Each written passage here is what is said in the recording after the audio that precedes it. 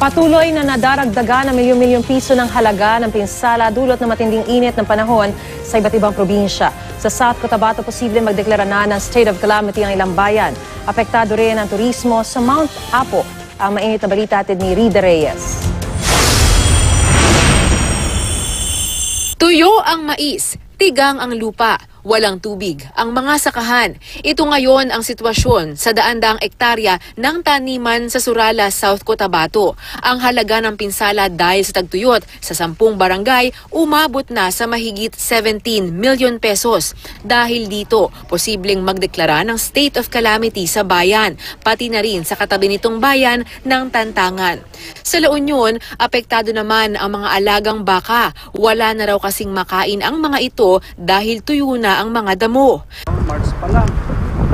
March, April, May. Mas lalo naman pag May. Wala nang makain ng mga baka.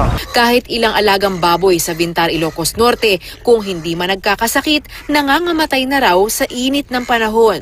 Suspendido naman ang trekking at mountaineering activities sa Mount Apo simula sa Lunes. Dahil yan sa isasagawang maintenance sa grassland at kagubatan na apektado ng sobrang init. Natuyo na raw ang mga damo sa bundok at posibleng pagmula ng sunog. Wala na rin pagkukunan ng maiinom na tubig ang mga aakyat dahil natuyo na rin ang mga ilog at iba pang water sources sa bundok.